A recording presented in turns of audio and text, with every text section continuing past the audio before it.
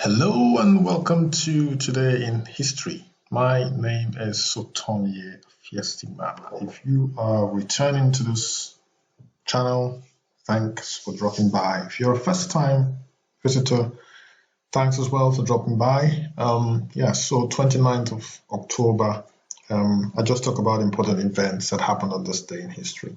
So let's get cracking. Let's roll back the blind to the year 1618. So on this day, this man pictured here, his name is Sir Walter Raleigh, British adventurer and writer. He was executed on this day for treason. So this is Sir Walter Raleigh, who incidentally, the city of Raleigh in North Carolina is named after. So treason, something to do, must have been executed in the United States. Anyway, so that's Sir Walter Raleigh, who was executed on this day in 1618. The city of Raleigh, North Carolina, is named after him. We move on to the next event on this day. The year is 1901, and his name is Leonzolgos. Czolgosz or Czolgosz, not sure how it's pronounced, Czolgosz. So sounds like a Polish name. So if you know how the name's pronounced, just drop me a comment in the comment section.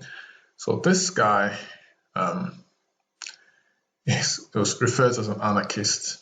He was executed for the assassination of US President William McKinley on this day. So we're having people executed on this day. It looks like October 29th is the day of executions. So that's Leon Czolgosz, who was executed on this day in 1901 for the assassination of US President William McKinley. 1929, bad news again, collapse of the US stock market. So just 5 days after nearly 13 million shares of US stock were sold in one day, in 1929, an additional 16 million shares were sold this day, further fueling the crisis known as the Great Depression. So this was another history-making day. Like it says here, 6 days ago, I did make a video about this actually. That's when the beginning of the stock market crash started, about 5 days prior to today. So go check out that video as well. And if I can find it again, I'll put the link here. Should be able to find it. That should be pretty easy.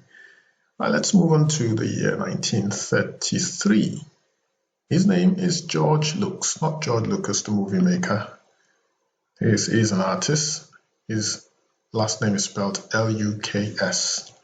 So Allen Street, American artist George Lux apparently has an artwork on Allen Street.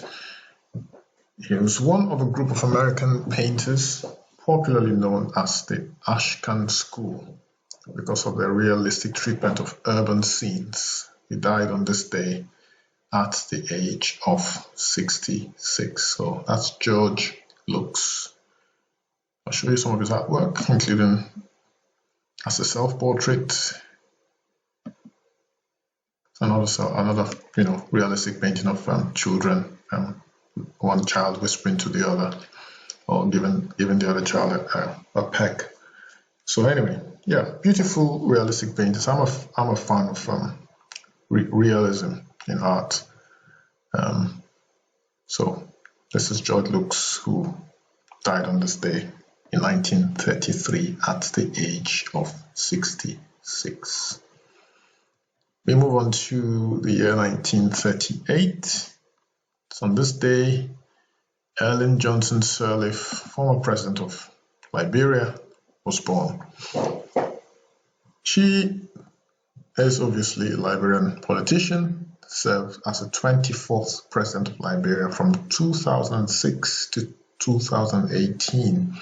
Sirleaf was the first elected female head of state in Africa. Interestingly, Liberia is Africa's oldest democracy. Correct me if I'm wrong. It's a country that where returnee African American slaves settled. One of the two countries in Africa, the other one was Sierra Leone. So these two countries were dedicated specifically for returnee African American slaves. So I guess her ancestors were one of the slaves that returned to Liberia. Okay, I'm going to read some more. Ellen Eugenia Johnson, full name, was born in Monrovia to a Gola father, that refers to her father's tribe, and a Kru-German mother. So I guess her mom was mixed race. She was educated at the College of West Africa. She completed her education in the United States, where she studied at Madison Business College and Harvard University. She returned to Liberia to work in William Tolbert's government as Deputy Minister of Finance from 1971 to 1974. Later, she worked again in the West for the World Bank in the Caribbean and Latin America. In 1979, she received a cabinet appointment as Minister of Finance, serving until 1980.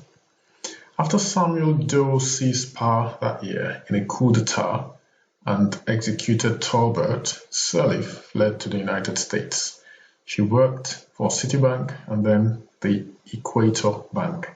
She returned to Liberia to contest a senatorial seat for Montserrado County in 1985, an election that was disputed. Montserrado County, that's interesting. Sounds very American. Very, very American. Sirleaf continued to be involved in politics. She finished in second place in 1997 presidential election, which was won by Charles Taylor. She won the 2005 presidential election and took office on 16th January 2006. She was re-elected in 2011. She was the first woman in Africa elected as president of her country. She won the Nobel Peace Prize in 2011 in recognition of her efforts to bring women into the peacekeeping process. She has received numerous other awards for her leadership. In June 2016, Sirleaf was elected as the chair of the Economic Community of West African States, making her the first woman to hold the position since it was created. So that's Johnson Sirleaf, former president of Liberia, who was born on this day in 1938. So that would make her 82 today. So happy birthday, Mrs. Johnson Sirleaf. And kudos to the people of Liberia as well, as you celebrate the birthday of your former president, the first female elected president of any African country. Let's move on to the year 1947. So 9 years later, RichardDreyfuss, full name Richard Stephen Dreyfuss. He is an American actor, best known for starring in popular films between the 1970s and 1990s. So he was born on this day in 1947. Some of his films include American Graffiti, Jaws, Stand By Me, Close Encounters of the Third Kind, Down and Out in Beverly Hills, The Goodbye Girl, Tin Men, Stakeout, Always, What About Bob? Dreyfuss won the Academy Award for the Best Actor in 1978 for The Goodbye Girl and was nominated in 1995 for Mr. Holland's Opus. He has also won a Golden Globe Award, a BAFTA Award, and was nominated in 2002 for the Screen Actors Guild Awards in the Outstanding Performance by a Male Actor in a Drama Series and Outstanding Performance by a Male Actor in a Miniseries or Television Movie categories. Died on this day, 1950, King Gustaf V of Sweden, a strong proponent of Swedish neutrality during World War II. So this is another country that opted for neutrality alongside Austria, which I did mention a few days ago, I think, one of my videos. I think Switzerland is also neutral up till this day. So this is King Gustaf of Sweden, who died in the year 1950, looking very regal in his royal military attire. So King Gustaf V of Sweden died today. 1950 also, Abdullah Gül, born on this day, Turkish politician who served as the 11th President of Turkey in office from 2007 to 2014. He previously served for 4 months as Prime Minister from 2002 to 2003 and concurrently served as both Deputy Prime Minister and as Foreign Minister between 2003 and 2007. He is currently a member of the advisory panel for the President of the Islamic Development Bank. Last but not least, this was a day that the big announcement in China was made. This is when China abandoned its one-child policy after 3 decades. Now, this is an interesting one because you would think that Chinese policymakers would have seen this coming. So I'm going to read what's on my screen for those who cannot see this. And for those who can see, obviously, you can read what I'm saying if you can understand what it says while I'm speaking. But I will read it in a few seconds. Yeah, so I mean, when you impose something that's not natural now, that's debatable. But yeah, maybe a lack of the right words to use or the right word. But you know, there's only so much intervention that any government can have on its people. If you intervene too much in a natural process, then you're going to the consequences will soon rear its ugly head, as it has in China. So I'll read what's here now. It says China abandoned its one-child policy. China has officially abandoned its one-child policy amid deepening demographic crisis of shrinking workforce and aging population in the world's second largest country. The new law allows couples to have 2 children from January 1st, 2015 and marks the ending there's an off missing there, of its over 3 decades old one-child policy. So my thinking now is good for China. It's you can give people guidelines on how many children to have in a family, and it's good to control population growth as well. That's a good thing. Hopefully it has helped with the growth of the Chinese economy as well. But could they have changed this policy earlier? Well, I'm not an expert in these things, but I think this is going to hurt China because, you know, they've relaxed this one-child policy now to you can have 2 children now. I bet you most adults who are starting a family now, they're so used to having just 1 child in their family that they're very likely to continue having just 1 child. I'll give you an example. You know, it's like a metaphor.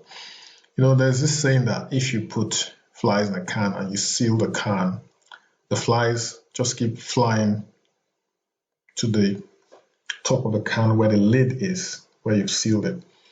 Now, you make them conditioned to that environment for a long time, and you take the lid off. You would be amazed how quickly they would fly out of that container. You know, it's not something you'd expect them like within a split second. Within a split second, you think, oh, we're free now. We can get off this trap, this prison. But no, they're gonna linger for a while. You know, there might be 1 or 2 that would escape by mistake. You know, thinking, what's this? And they probably would go back in and thinking, no, this is not real. So it's similar to China. Same thing it is. There's also something I heard about elephants that were trained in a circus. You know, how, you know, they're brainwashed now in quote from when the elephants are young. They're trained in the circus, they're always there doing things. And then when you decide to take them out to the real world, they don't know how to function because all they've been doing is doing their circus work, if you like. Maybe this is not a perfect example, but I'm sure you get the idea. The point is, when you've been conditioned to do something for a very, very long time, and you now decide, okay, I'm going to acquire a new habit, that habit is going to take some time to form. So the same goes with China. It's going to be a while, you know, before couples get used to the fact that, oh, we can now have more than one child. I mean, those who've had one child already, very likely they're going to be set in their ways. So those who are coming behind, who are, just getting married and all that, even they would be affected to a certain extent for a while, because this thing has been going on for 30 years, 3 decades, so people are just used to it and they're thinking, what's the point? So I think China is probably going to suffer from this, but we'll wait and see. Wait and see what happens. Many of us will not be alive to see the effects of this. We may not be. It may be a few years before it has a very serious effect on the Chinese economy. It has already started having an effect on the Chinese economy anyway. That's why they relaxed this one-child policy. Anyway, I shall end this video here. Tell me what you think, guys. If you think China made the right decision, or they should carry on with their one-child policy, being the largest country in the world. It's not the second largest economy, but the largest country in terms of population. Yes. Right, guys. On that note, I'm gonna draw the curtain on today's Today in History. Thank you for dropping by once again. If you haven't yet subscribed, what's stopping you? Click the notification bell so that I receive updates of my video uploads. I'll be back again tomorrow, October 30th, for another edition of Today in History. My name again is Sotonye Afiesimama. Thanks for dropping by. Stay safe. Have a good day. Bye-bye.